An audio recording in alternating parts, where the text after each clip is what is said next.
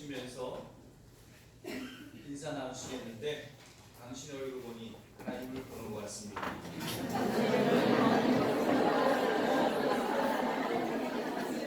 이렇게 말씀드리는데 얼굴 찌푸리실 분은 안 계실 거예요. 그죠? 예. 하나님의 얼굴이 찌푸려져야 되겠습니다. 늘 환하게 밝게 웃으시면서 늘 살아가시기를 간절히 바랍니다.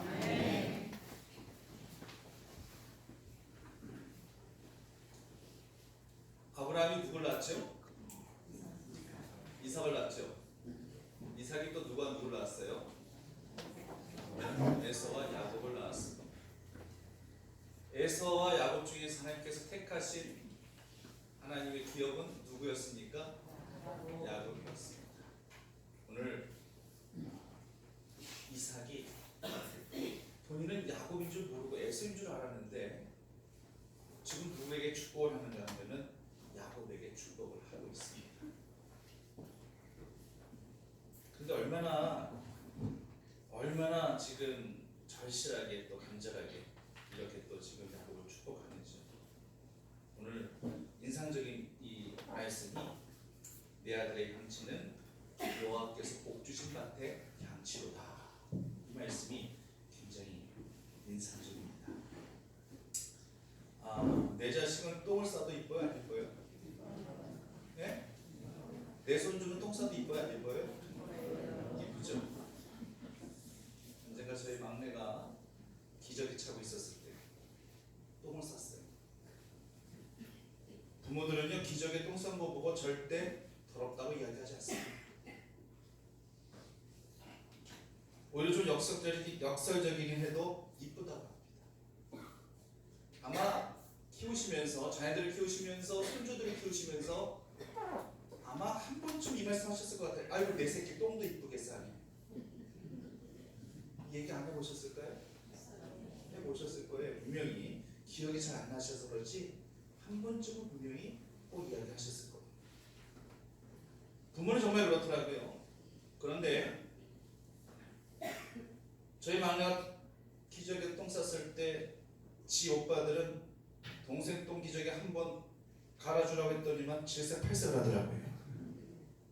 오빠들이 힘든가 봐요. 부모는 가능한데 오빠들은 안 돼요. 그래서 아이고 똥도 귀엽게 싸네, 이쁘게 싸네 한마디 했더니만 엄마 아빠는 거짓말도 잘한다고. 아니 똥이 뭐가 이쁘고 뭐가 그러냐. 걔네들은 부모가 돼보지 않았기 때문에 모르는 거예요. 오빠들은 오빠들이구나, 부모는 부모고 확실히 관계가 있는 것 같아요. 모든 피조물들은요 나름대로의 다 냄새를 가지고 있습니다. 냄새라는 표현보다 향기 내지 향치라는 그런 표현을 쓸 때 있겠지만요, 꽃도 냄새가 있고 향기가 있고요, 돌멩이도요 냄새가 있고요, 나무도 각자의 냄새가 있어요. 짐승도 냄새가 있어요. 사람도 마찬가지입니다. 근데 사람에게 나는 것은 단지 그것이 냄새인지 아니면 향치인지 악취인지 그 차이만 있을 뿐이에요. 이 서양 아이들은요 이 동양 아이들을 굉장히 비하합니다. 우리더러 무슨 냄새 나서 싫다고 하느냐? 마늘 냄새 나서 싫대. 근데 우리는 정작 우리 안에서 마늘 냄새 나는지 잘 모르겠거든요. 근데 걔네들은 기가 막히게 합니다. 그래서 동양 아이들을 그렇게 싫어해요. 때로 인종적인 편견을 직접적으로 표현하기도 해요. 눈을 이렇게 막 가로로 찢는 운동 선수들이 운동하다가도 그렇게 동양 아이들을 보면서 막 이렇게 눈을 찢는 그런 인종 편견적인 그런 행동들을 막 하기도 해요. 그 다 동양인들을 폄하하는 거라는 거예요. 하지만 우리가 볼 때도요 서양 사람들에게서 냄새 안 나는 줄 아십니까? 네? 맞죠, 장로님.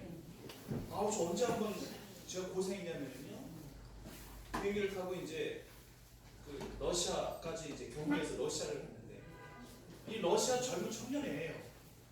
와 미치겠더라고요. 아주 그냥 키키한 진짜 이 노린내가 나는데 이거 뭐 내가 버스를 탔으면 내가 내려버릴 수가 있지, 기차를 탔으면 내가 다음 정거장에 내릴 수도 있지, 이거 하늘에서 뛰어내릴 수도 없고 이거 진짜 정말 힘든 일이더라고요. 그 혼자 이상한 소리도 내요. 막 이게 뭐 이러면서 아버지 내는 소리니까 그건 내가 좀 봐주겠습니다. 밥에 옆자리에 앉았습니다. 근데 그 키키한 노린내는요, 이야 정말 힘들더라고요. 우리가 우리에게서 마늘 냄새가 나는지 우리가 스스로 잘 모르듯이 아마 걔네들도 자기네 몸에서 키키한 이 노린내가 나는 거 아마 자기 자신들도 아마 잘 모를 거예요. 분명히 모를 겁니다. 자기 자신은 잘 모르지만 우리 각자는 다 냄새를 다 가지고 있습니다. 그것이 향기일 수도 있고 악취일 수도 있고, 만일 나에게서 나 풍겨난 냄새가 악취였다는 것을 오늘의 기점으로 그리스도의 향기로 확 바꿔 버려야만 합니다. 고린도서 2장 15절 말씀 잘 아시잖아요. 구원을 얻는 자들에게나 망하는 자들에게나 우리는 하나님 앞에서 그리스도의 뭐라고 말씀하고 있습니까? 향기라고 말씀하고 있습니다. 그런데 이 말씀도 우리가 굉장히 무겁게 받아들일 수 있어요. 왜 무겁게 받아들여야 됩니까? 코람데오가 하나님 앞에서 그런 뜻이에요. 이 코람데오는 칼빈의 신학 사상의 가장 큰 핵심이기도 합니다. 사람 앞에서가 아니라, 사람 보기에가 아니라 하나님 보기에, 하나님 앞에서. 그 성경에도 하나님 보시기라는 표현이 그 열왕기 상하, 역대 상하에 굉장히 많이 나오잖아요. 하나님 보시기에. 그러니까 모든 열왕들이 인간의 기준이 아니라 하나님 보시기에 어떠하였더라. 하나님 보시기에 하나님 앞에서 다윗과 같았더라, 다윗과 같이 못하였다라는 그러한 표현들이 그 이스라엘 역대 열왕들을 그 믿음과 신앙을 표현할 때에 항상 표준되어진 것은 누구 앞에서요? 하나님 앞에서. 하나님 앞에서. 오늘 방금 읽은 이 말씀 속에서요, 예를 들어서 우리는 구원을 얻는 자들에게나 망하는 자들, 그러니까 불신자들, 구원 얻지 못한 그런 자들에게 그리스도의 향기다라고 그렇게 표현했다는 할지라도 우리는 충분히 이해할 수 있어요. 그런데 그 중간에 어떤 삽입구를 지금 첨가하고 있었는가 하니까 하나님 앞에서. 즉 하나님 앞에서 우리가 먼저 그리스도의 향기가 되어야 한다라고 하는 거예요.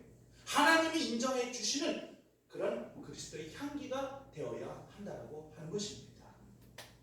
그렇기 때문에 이 말씀이 굉장히 무겁고도 버거운 말씀일 수밖에 없다라고 하는 것입니다. 하나님 앞에서라는 이 말씀 자체, 이 코란데오, 이 하나님 앞에서 자체가 우리에게도 언제나 무거운 그런 부담이 되어지는 그런 말씀일 수밖에 없는데, 하나님 앞에서 그리스도의 향기가 되어야 된다고 하니 우리들에게 있어서 더 버거운 부담이 아닐 수 없다라고 하는 것입니다. 과연 내가 향기인가? 그것도 내가 하나님 앞에서 향기인가? 혹시 하나님 앞에서 인간에게는 향기 나는 산같이 그렇게 느껴졌는데 혹시 하나님 앞에서는 내가 혹시 악취나는 사람이었을까? 내가 하나님의 영광을 오히려 가리면서 하나님의 마음을 아프게 할 그런 악취나는 사람은 아니었는가? 이런 고민을 하게 되다 보면요, 우리의 신앙의 정체성까지 혼돈되어질 수 있기 때문에 굉장히 우리에게 이 말씀이 굉장히 무겁고 버겁게 느껴질 수밖에 없다라고 하는 것입니다.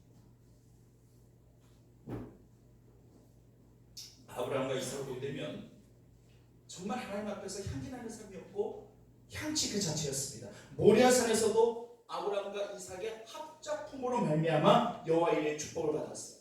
아브라함 같은 경우는 아들 이삭을 제단에 딱 결박시켜놓고 칼로 내리쳐 하나님 앞에 제물로 드리랬었던 그런 아브라함이나 그런 아버지의 뜻을 거역하지 않고 반항하지 않고 충분히 반항해서 안 묶여줘도 됐을 그런 이삭이었지만 그래도 자신의 몸을 아버지에게 맡겼어.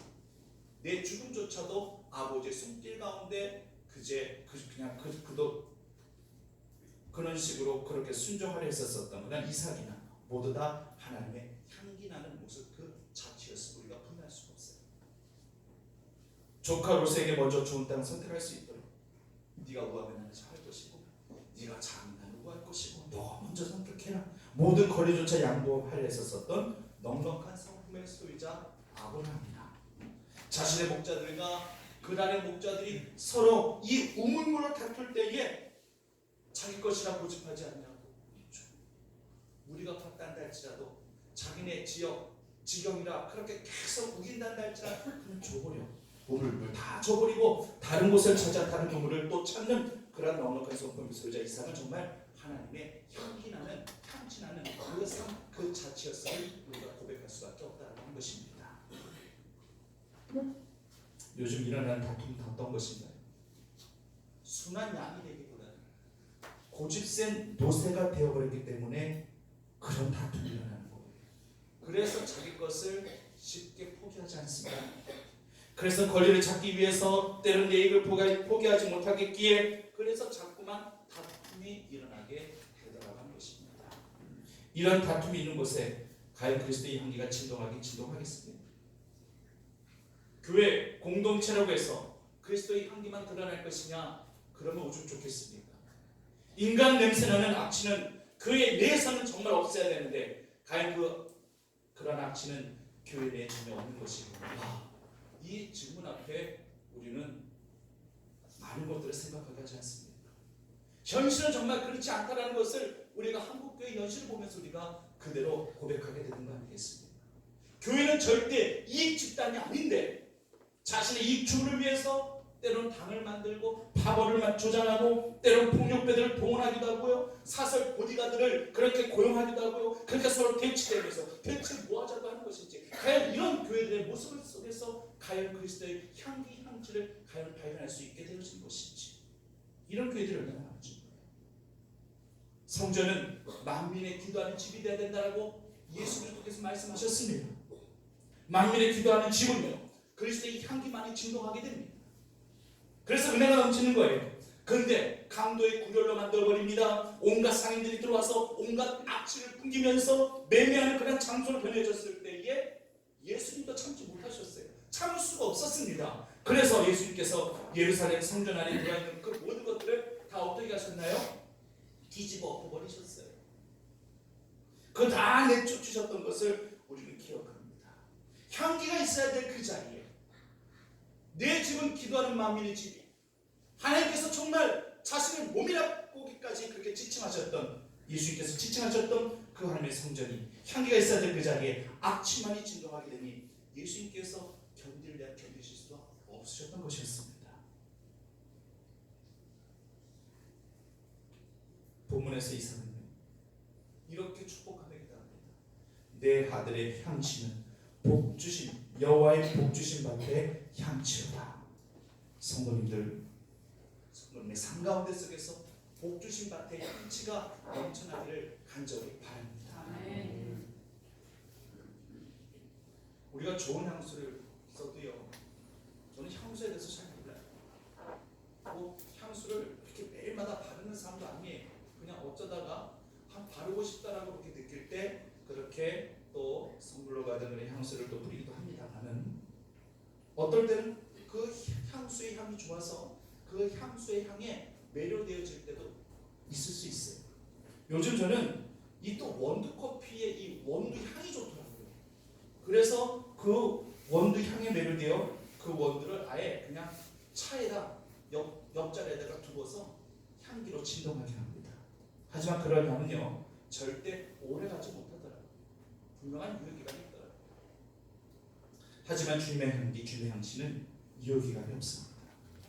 지금 이삭이 지금 아들 야곱을 지금 축복해주고 있는데 지금 어린 신생아에게 축복기도 해주는 게 아니에요. 어린아이에게 축복기도 해주면서 냄새를 맡을 수도 있겠죠. 저는 어린아이의 그 냄새가 그렇게 좋더라고요. 뭔가 그 참 이 냄새를 표현하기가 참 뭐하지만은 그냥 좋아요. 그냥 약간의 그런 뭐 적비린내 같은 냄새일 수도 있겠는데 저는 거부감이 없어요. 여러분들 싫으세요? 정말 좋으세요? 네, 좋더라고요. 저는요 그 냄새가 절대 싫지 않더라고요. 저도 지금 6살 딸 아이를 키우고 있지만 그 아이를 품에 안을 때 이 어린 아이들에게만 나는 그 향기 같은 게 있어요. 분명히 그 냄새 절대 싫지 않습니다. 지금 그럼 이삭은 어린 야곱을 안고 그 향취를 맡으면서 이런 고백을 하나님께 올려드리면서 축복기도를 해주고 있는가? 그게 아니라는 얘기입니다. 본문의 야곱은요 어린 아이가 아니에요. 청년 야곱입니다. 청년입니다.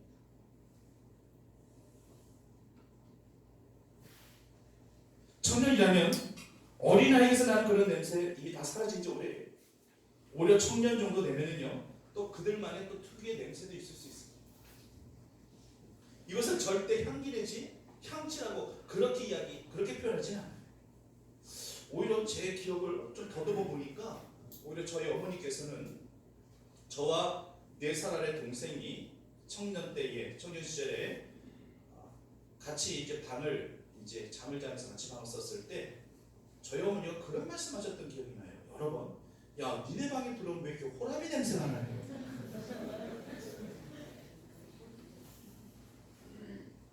그래서 나는 지금도 뭐 호라비 냄새가 뭐야 대체? 근데 전 들어가봐도 별로 냄새 모르겠는데 저희 어머니 기가 막히게 맡으시는 거죠. 왜 그렇게 아들들의 방에 들어가면 호라비 냄새가 나냐? 그런 말씀을 그렇게 많이 하셨었어요. 당사자는 못 느낍니다. 근데 어머니는 느끼시는 거예요. 지금 야곱은 청년이에요. 근데 지금 이삭은 야곱의 냄새를 하나님 복 주신 밭에 향취라고 그렇게 지금 이 이삭이 표현하고 있다고 하는 것입니다. 물론 이삭은 제가 설교 초반에 말씀드렸지만은 이 야곱인지 모르고 축복하고 있는 거예요. 나이가 들어가지고 이제 많이 어두워졌는지라 이제 육안으로는 식별을 하기 힘들 정도까지 그렇게 돼버렸어요.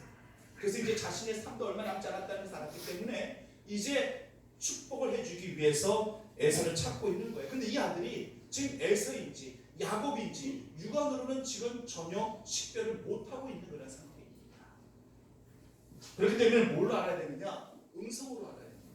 뭘로 알아야 되느냐? 손의 촉감으로 그렇게 알아야만 하는 겁니다. 그리고 가장 중요한 냄새 후각으로 이것을 통해서 알아야 되는 거예요. 이것을 통해서 누구인지를 분별하고자 하는데 결국에는요 야곱인지 모르고 에서인 줄 알고 그렇게 지금 축복하고 있는 그런 이삭의 모습을 지금 본문에서 보게 됩니다. 야곱의 어머니 리브가와 그리고 야곱은요 오직 촉감에만 신경 썼어요. 그래서 야곱에게 에서의 옷을 입히죠. 그리고 아마 이 사냥꾼과 같은 사냥을 하는 그 형 에서는 아마 몸에 털이 많이 있었나 봐요. 근데 같은 형제란다 할지라도 쌍둥이였다 할지라도 아마 이 야곱의 피부는 굉장히 매끈매끈했나 봅니다. 그래가지고 이 피부 살감만 딱 만지고 감촉만 딱 보게 된다 할지라면 이거 안 되겠다. 티가 나겠다 해가지고 그 어머니 리브가가 야곱의 피부에 털을 입히는 등 이 촉감에만 굉장히 신경 썼던 거예요. 그런데 이삭에게 있어서 가장 중요한 것은 사실상 향취였어요. 아무리 외면적인 것을 장식하고 위장하고 변장한다 할지라도 가장 중요한 것은 내면에서 흘러나오는 주님의 향기가 우리에게 있다고 하는 것입니다. 물론 옷에 이 이삭이 맡은 것은 이 옷의 향치예요. 하지만 단순히 옷의 향치로만 하나님만을 그렇게 떠올리지는 않습니다. 하나님의 선택을 받은 자녀로서의 향기, 그것이 바로 이삭을 진동하게 그렇게 만든 것이었습니다. 그래서 이삭은 마음껏 축복합니다. 이삭에게 가지고 있는 그 모든 아버지로서의 그 모든 축복의 권리, 장자에게 다 부어주는 특별한 은혜를 지금 마음껏 지금 이삭이 야곱을 향해서 쏟아부어주고 있는 거예요.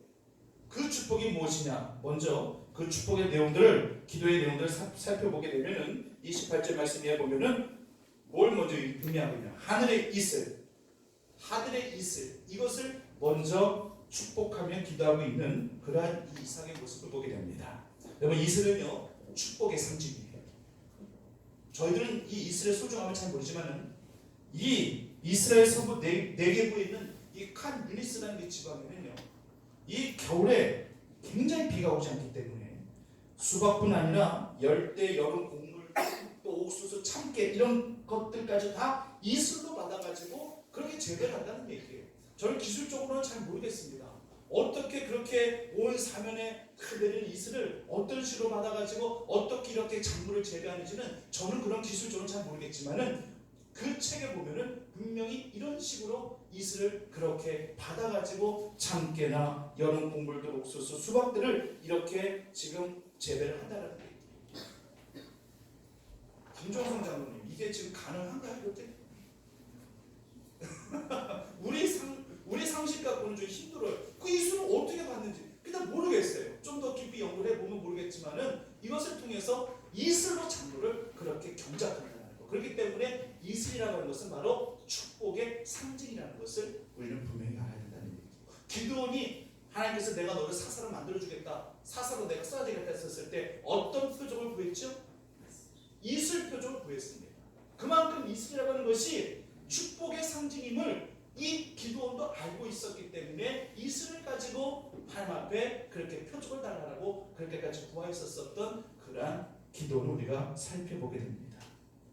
새벽마다 내리는 이슬이 같은 은혜, 우리 모두도 소중하게 다가오지기를 간절히 바랍니다. 여러분들 모두가 늘 새벽 이슬 같은 영롱한 하나님의 은혜로 충만한 믿음의 자녀들이 꼭 다 되시기만을 간절히 소망합니다. 그리고 계속되어지는 그런 기도, 축복의 기도 내용 가운데 속에서 땅의 기름짐, 그리고 풍성한 곡식과 포도주, 이 정도면요 물질적으로 받아 누릴 그런 축복들은 다 언급하시면서 그렇게 아들을 위해서 기도해주고 있는 이삭의 모습을 보게 됩니다. 그리고 나서 이제 29절 말씀처럼 그제서야 이제 가장 중요한 영적인 축복을 바로 이삭이 지금 기도로 아뢰고 있습니다. 29절 말씀을 보면은 29절 말씀을 우리 같이 다시 한번 읽어보겠습니다. 시작. 만민이 너를 섬기고 열국이 내게 굴복하리니 내가 형제들의 주가 되고 내 어머니들 아들들이 내게 굴복하며 너를 저주하는 자는 저주를 받고 너를 축복하는 자는 복을 받기를 원하노라. 아멘. 이 같은 복이 우리 모두에게 임하시기를 간절히 바랍니다. 이 축복의 원조는 하나님이에요. 하나님이십니다. 이삭의 아버지였던 아브라함에게 하나님이 주신 축복이었습니다. 그리고 이 축복이 이제는 이삭에게, 그리고 지금은 야곱에게 자연스럽게 흘러가고 있는 그런 축복의 이 물줄기가 되고 있더라고 하는 것입니다. 성도님들, 축복도요 유전으로 흘러가게 하십시오. 여러분들 절대 고이지 않게 하시고, 고인물은 썩는다고 합니다. 절대 우리 때에 그쳐지지 않게 하시고, 내 자식 때에, 내 자손들 세대에 늘 그 축복의 유전이 흘러갈 수 있도록 우리 성도님들이 그런 역할들을 잘 감당해 나가시기를 간절히 바랍니다. 석유 원유도 유전이 발견되어야 거기서 그 모든 원유를 채취할 수 있는 것과 마찬가지로 이삭은 이것을 생생하게 체험했죠.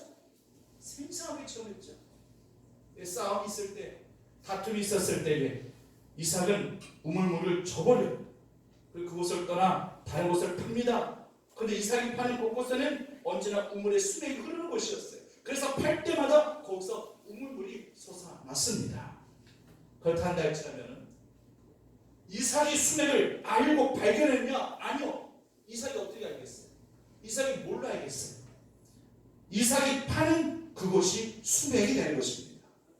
이게 바로 우리들에게 있어야 될 하나님의 은혜여야 될 줄 믿습니다.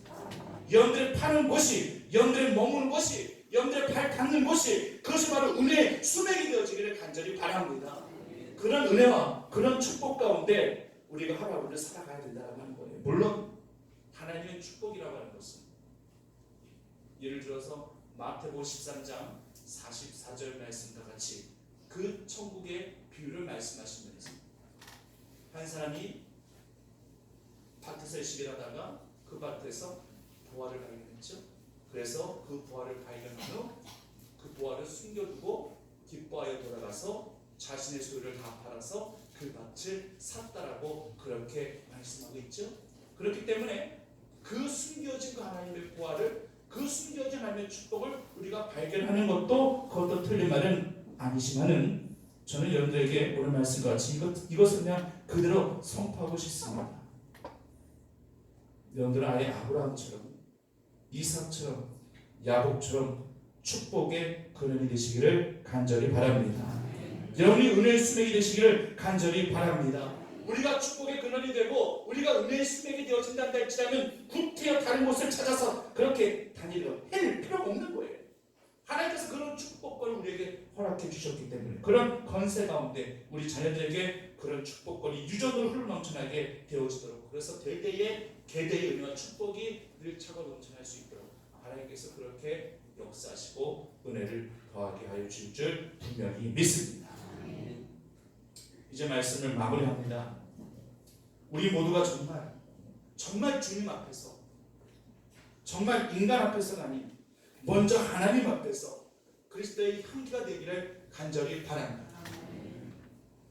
구원 없는 자들 앞에서 향기 되는 것보다 망하는 자들, 불신자들 앞에서 우리가 그리스도의 향기가 되는 것보다 더 우선적이 되어야 된다고 하는 것은 하나님 앞에서입니다. 하나님께서 인정해 주시고 하나님께서 그래 됐다 너는 그리스도의 향기가 되었느니라 하나님의 거룩한 인지심을 통해서 우리가 그것만 인증받고 우리가 그것만 인정받을 수 있다는 할지라면 우리가 어느 누구를 우리가 만난다 한들 우리가 왜 그리스도의 향기가 되지 못할 이유가 뭐가 있겠습니까? 망하는 자들 앞에서나 구원 없는 자들 앞에서 향기가 되는 그것보다 더 중요한 것은 호람되오 하나님 앞에서 내가 얼마만큼 그리스도의 향기를 앞에 인정받느냐 이것이 가장 중요함을 기억하셔서 언제든지 그리스도의 향기를 가진 자로서 늘 복의 삶을 살아가시기를 간절히 바랍니다. 우리 몸의 냄새를 제거하기 위하여 향수는 뿌릴 수 있어요.